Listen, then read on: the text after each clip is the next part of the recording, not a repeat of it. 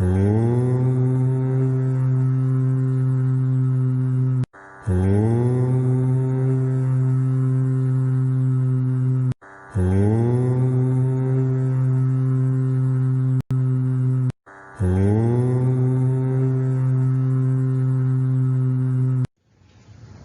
students, welcome to today's YouTube session. Today we are going to learn about chapter 8, that is data types in detail. Data types is one of the elementary concept in building block of a program. So far in previous sessions you people have learned or got introduced to the C++ language along with the different elements of C++ program, which includes the character set, then identifier, the operators, expressions, etc. Right? So, in identifiers, you had two categories, that is variables and constants. And after that, the operators which are used to operate upon those variables there. Right? Then after that, you people learned about the general structure of the C++ program, that is how to write a particular program using C++ language, which included a preprocessor directive to include your header files or library files, followed by main function, and then the body of the program is nested in a pair of flower brackets. The program includes a declaration statement followed by executable statements, which includes your input statements, processing statements, and also your output statements. So today in this session we are going to learn about the data types and its categories in detail. It forms an elementary concept of the programming. C++ has an advantage of providing rich set of data types in order to handle the memory in an efficient way.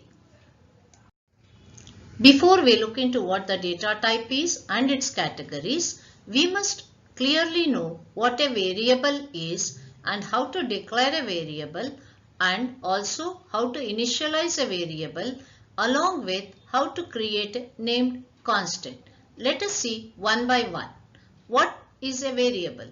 A variable, as we know earlier, it is an identifier, or you can also call it as an element or an object whose value changes during the execution of the program or at each execution of the program. Variable always represents the name in a memory location, the name given to memory location. In order to store a value, we call it as a variable. Now, how to declare a variable? That is, the syntax or the rules to be followed for declaring the variable. It is data type followed by list of variables separated by comma, wherein the data type represents the type of the value to be stored by that variable name whatever I have given. And variable name or names are the name given to the elements or the identifiers to be identified in the program for different operations. Let us discuss two examples. It will make it clear for you. First example is I declare int is the keyword a comma b. So what does that statement do? It declares two integer variables named as a and b, which can store two integer numbers respectively. In the second example, I am declaring three float variables with the keyword float followed by x comma y comma z, which declares three floating point variables x, y, z. That means it can store the numbers with decimal values. Integer can store the numbers without decimal values, whereas float can store the numbers with decimal values. The variable name is an identifier. They can be used to represent a constant, an array, or a function, or structure, or classes and files. These are the different elements of your program which you will be learning during the next course of your classes. The variables are generally declared in the declaration statement, that is immediately after void main and your flower bracket, and their values can be manipulated during the program either by assigning or computing and assigning it. Now let us see how to initialize a variable. What is initialization? It is a process of assigning the values at the time of declaration is called as initialization.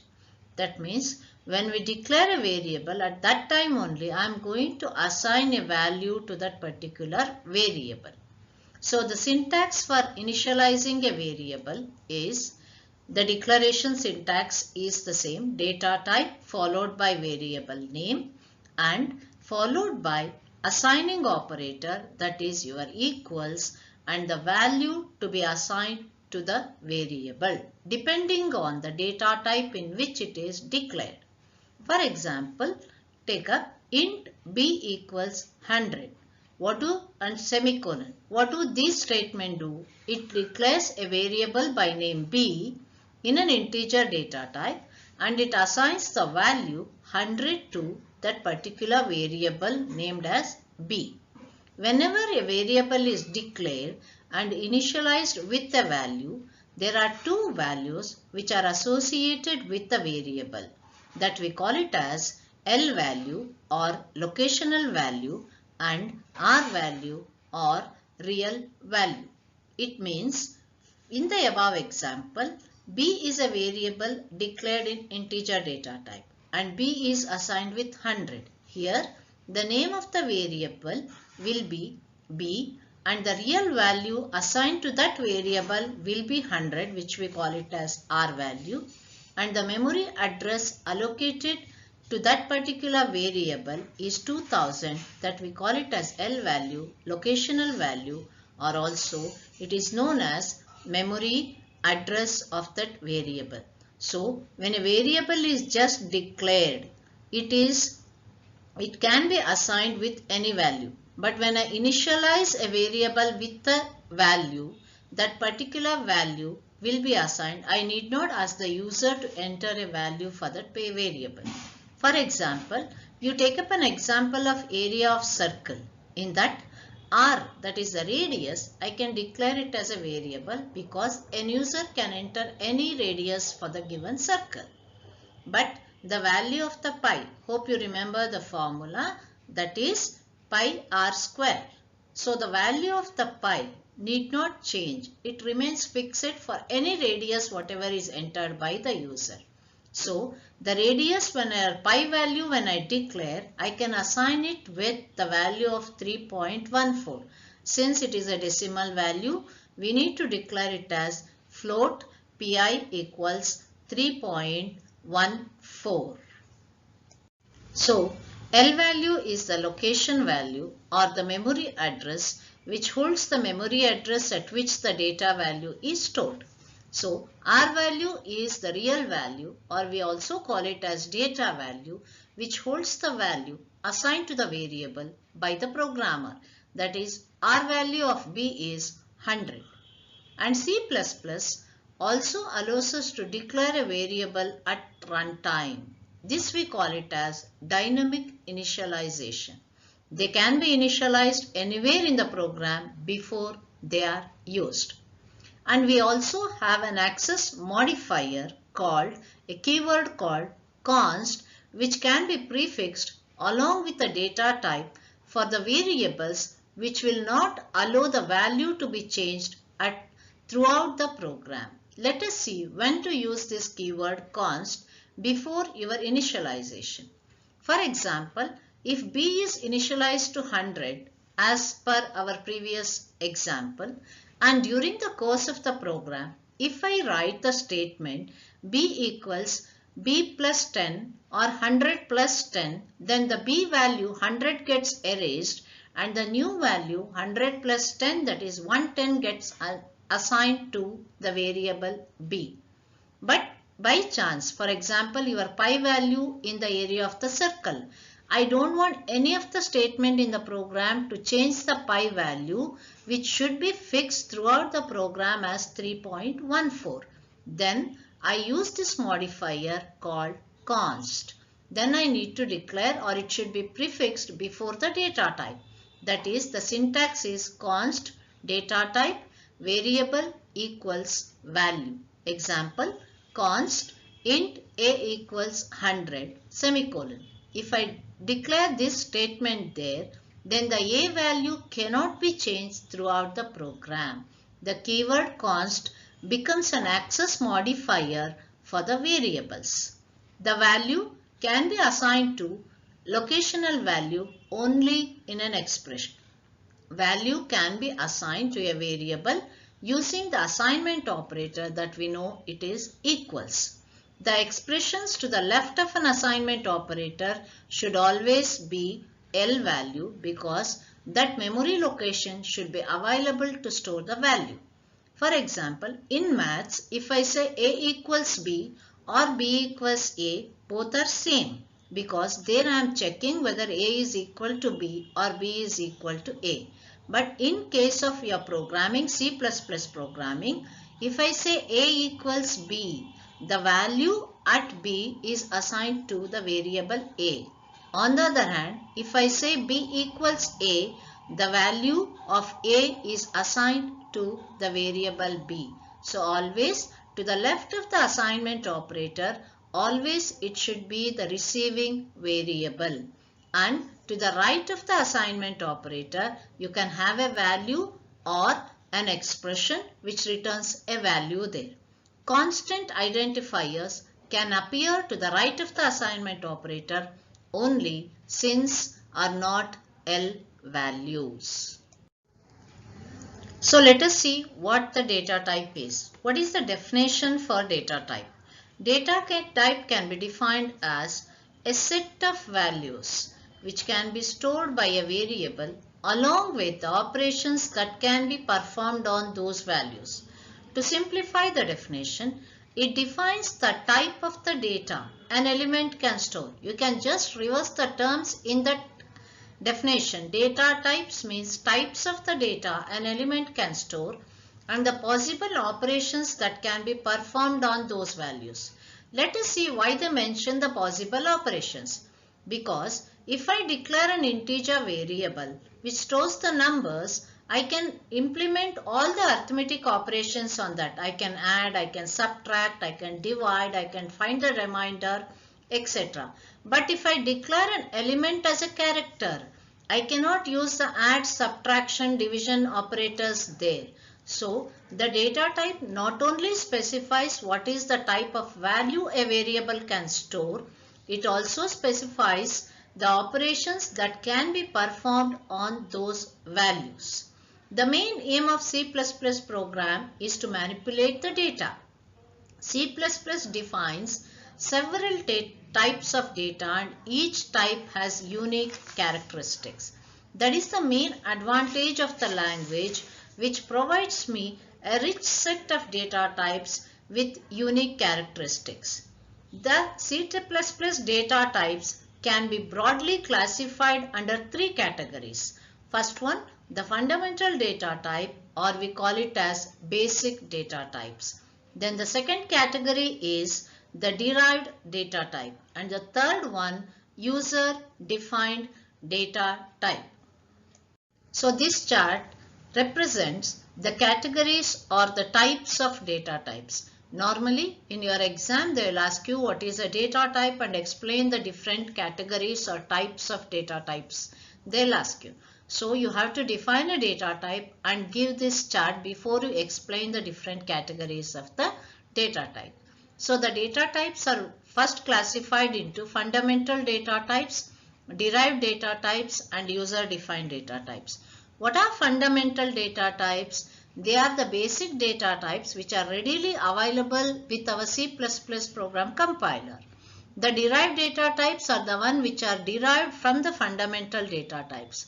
And user defined data types includes the data types created by the programmer or the user. Under fundamental data types, we have got 6 categories which includes integer, character, float, double, void and boolean. Integer we represent with the keyword int. Character we represent with the keyword char. Float we represent with the keyword float only, but f is small. Double also we represent with the same term where d is small.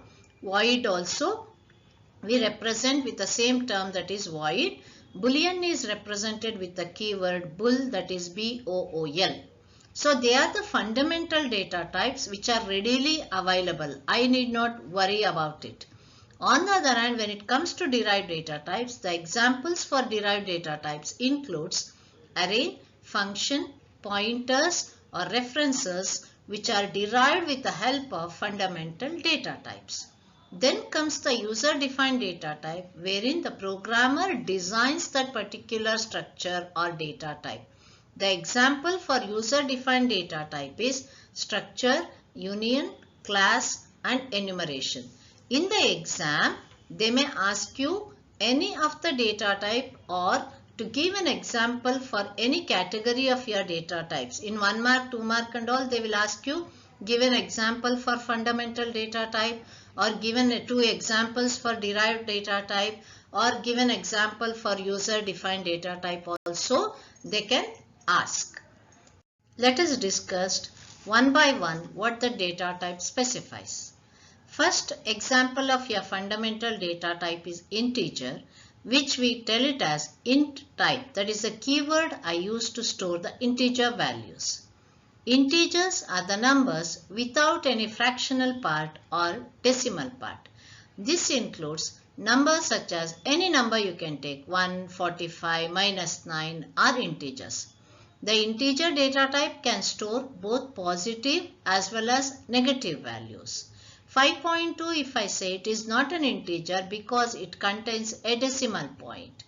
Int data type always stores a value without decimal part. You should register that in your mind.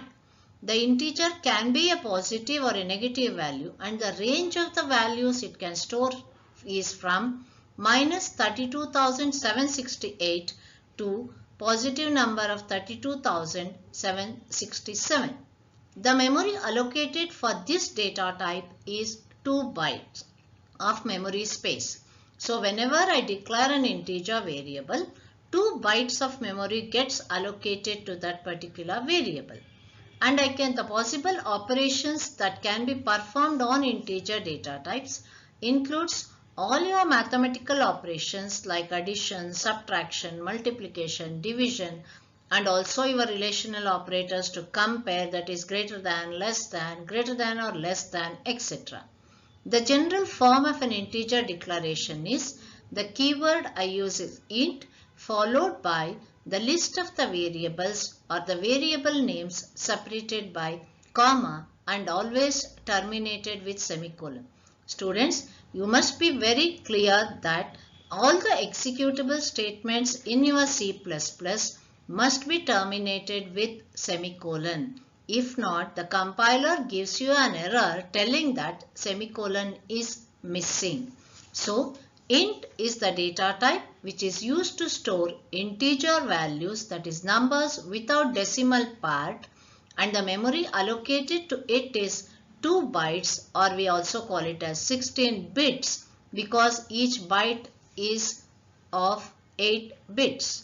And it can store both positive as well as negative values, and you can also remember the range as -32,768 to 32,767.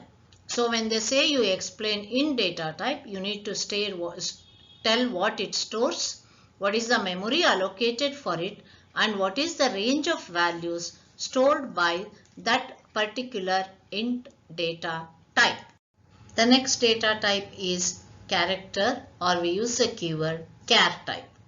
It's a character data type. It stores a single character from the basic character set. You know the character set of the C++ that includes all capital A to Z, small letters A to Z, and all the symbols which are available in your keyboard. So it represents a single character which is always enclosed in single quotes. The numbers are not represented with a quote, but a single character must always be enclosed or represented using single quotes only. We call it as character constant. When a variable of type char is declared, the compiler converts the character to its equivalent ASCII code and then it will send it for the processing. The memory allocated for char data type is 1 byte. That is the size of a single character. The character is represented in a program with a keyword. Always I declare with the keyword char. The general form of character declaration is char is the data type followed by variable list. For example, if I declare char ch equals a, as I said, a must be represented with single quote. If you don't include the single quotes, it takes the ASCII value of the character a, which is not be able to store in char data type. So always when I declare a variable with char data type, the value assigned must be enclosed in single quote. So char is the data type which is mainly used to store single character, and you should remember it is enclosed in single quotes and the memory allocated is 1 byte of memory. For example, in a student, if I write a program to store the sum of two numbers, I'll be declaring both the numbers in integer data type. On the other hand, I want to store the name of the student along with the marks. Marks I can declare it as in data type. But the name of the student must be declared using char data type because the name includes the alphabets there.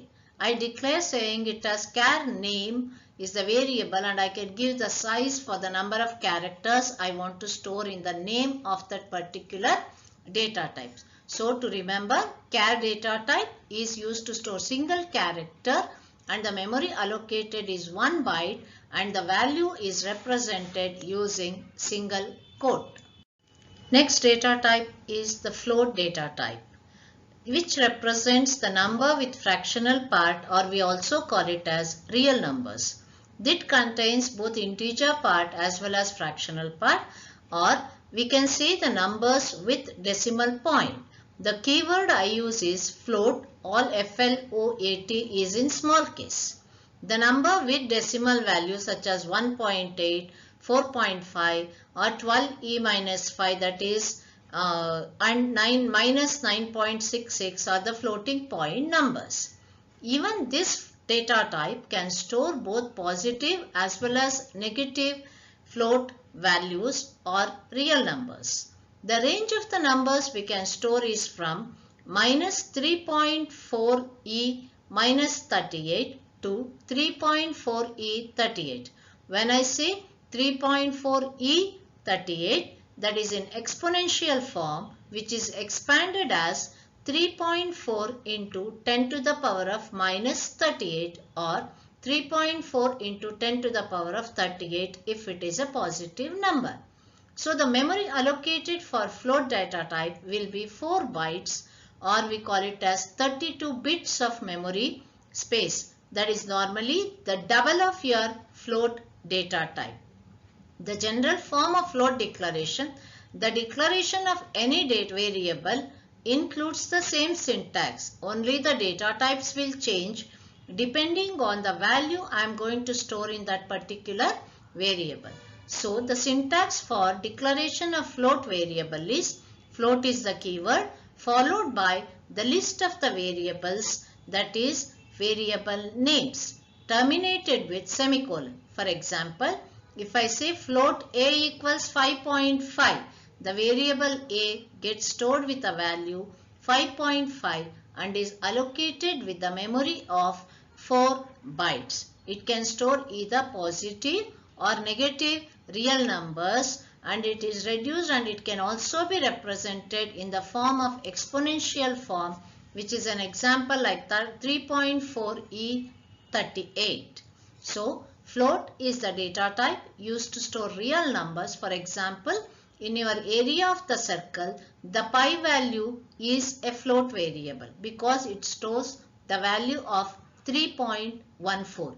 Even the radius I can enter in the float value like 3.5 or 4.2, whatever may be the length of the radius it gives. I need to compute the area and the circumference of the circle with the given value. So if I feel the variable has to store the decimal value, I should declare it in float data type. So float data type is the data type used to store numbers with decimal point, and the memory allocated is 4 bytes of memory, and the range varies from 3.4e minus 38 to 3.4e 38. The next is double data type. The double and float are very similar. The float allows you to store single precision floating point numbers, while the double keyword allows you to store double precision floating point numbers. Normally, they say the double will give the double the range of the float values whatever I can store.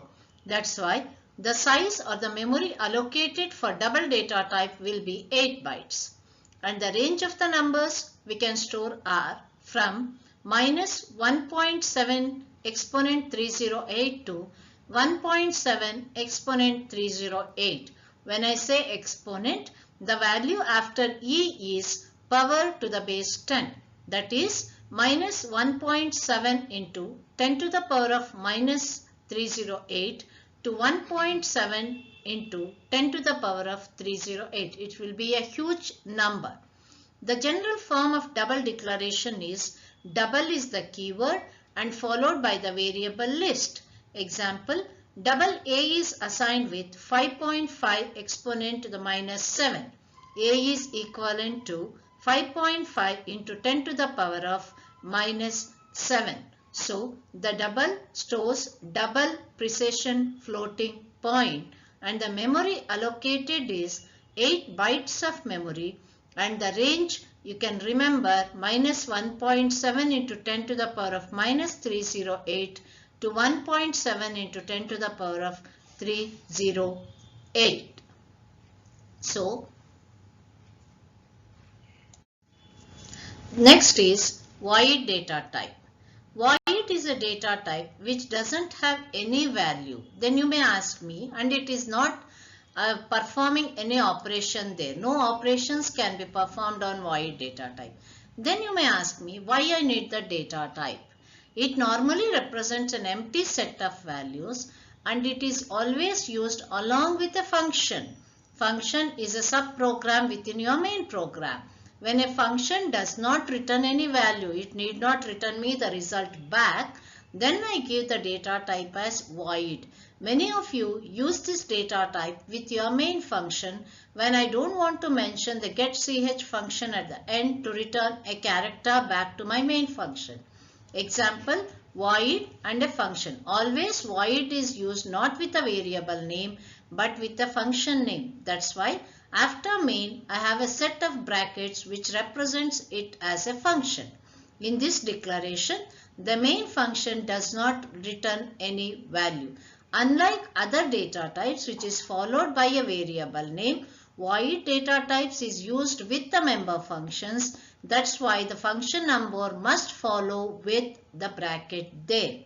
So, void is a data type which doesn't store any values and no operations is performed on that, but is used along with a function when a function doesn't return any value back. It is used as a return type.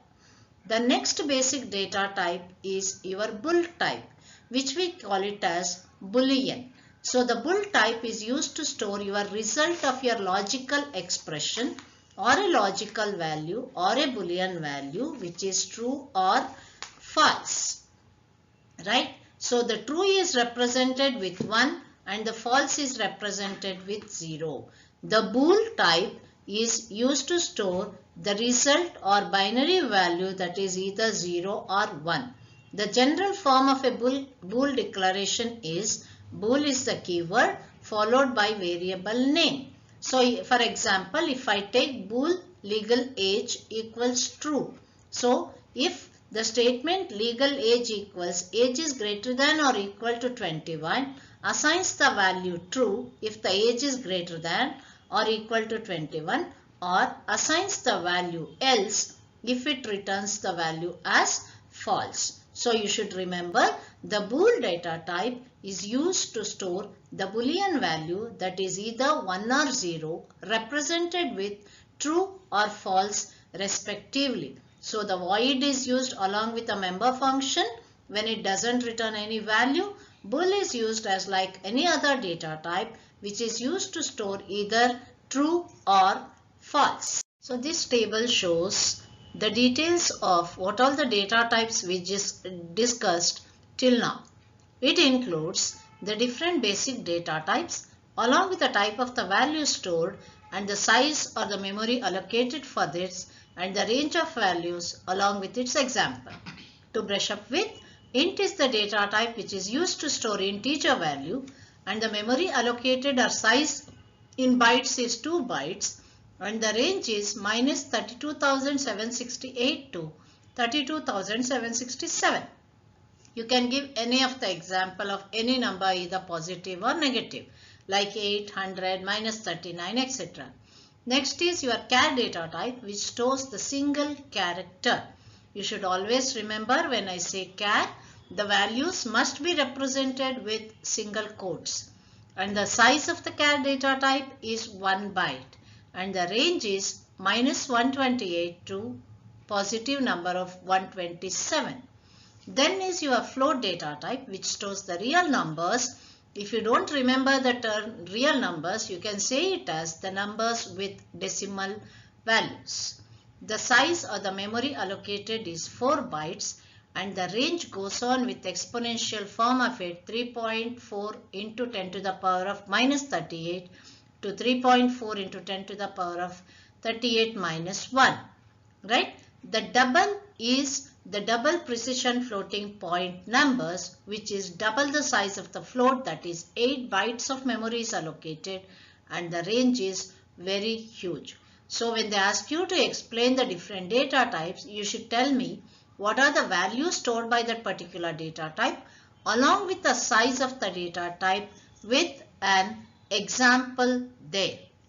So far we learned what is a basic data type and different data types there.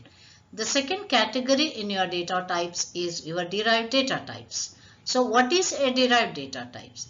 The data types that are constructed, or you can use the same term derived, using simple or fundamental data types. Whatever fundamental data types is available to me, that is int, char, float, etc.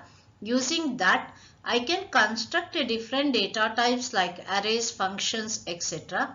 That we call it as derived data types. So, derived data type is a data types that are derived or constructed using the fundamental data types. Then comes my third category. Example for derived data types, you can list all these: arrays, functions, pointers, and references. Next category is user-defined data types. The data types, the term itself tells user-defined. So the data types defined are constructed by the user or the programmer. Using fundamental data types, we call it as user-defined data types. If you don't remember the definition, you can just reverse those terms there. The data types defined by the user or the data types created by the programmer, we call it as user-defined data types. Example, structures, unions, class, and enumerated data types. Enumerated data types is a special data type, or it is a user-defined data type that consists of set of named constant called enumerators. The keyword I use it as enum, E-N-U-M, is the keyword that assigns the values 0, 1, 2 automatically to the data types or the variables whatever I have created. This helps in providing an alternative means for creating symbolic constant or named constant. Hope you remember how you create a named constant with a keyword const preceding the type of the data type. One more concept which relates to your data types are the modifiers. Modifiers, the name itself or the term itself says that it is used to modify or alter the meaning of the basic data types. It is normally used along with the basic data types like char, int, double, etc.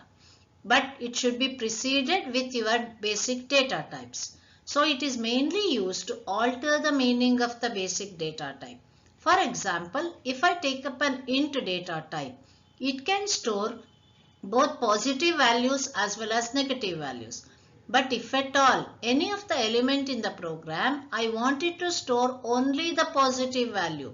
For example, if you want to store the register number of the student or marks scored by the student, it can maximum less what you can get is 0. No, none of the faculties will allocate you or will give you minus marks there.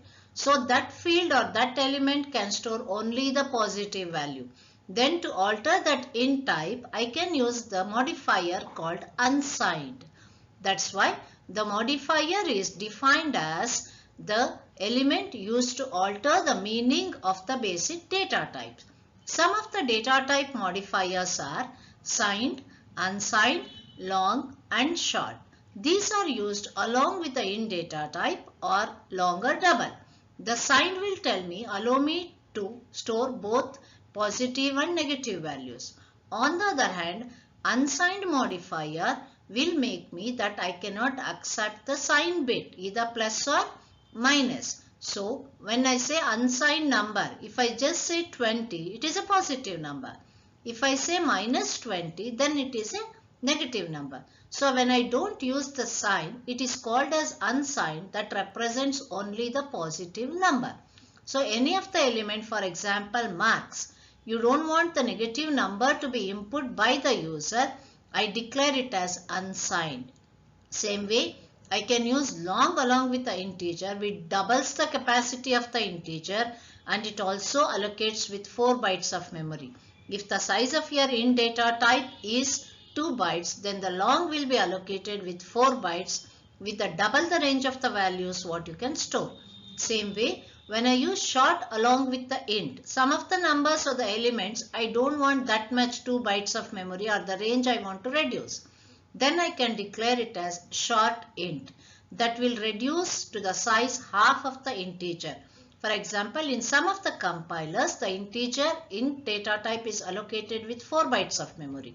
So when I say short int, it allocates 2 bytes of memory for that particular variable.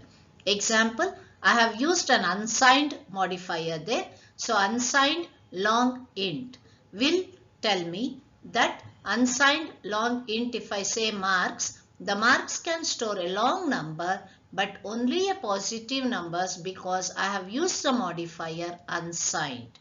The size of the variables, what all we have discussed so far, may differ depending on the compilers and the computer you are using. So, you must know the definition of modifiers along with the different modifiers available in C++. So, the modifier are used to modify. If you don't remember the term alter, you can use the same term modify the meaning of basic data types in my C++. List some of them when they ask you. You can say signed, unsigned, long and short.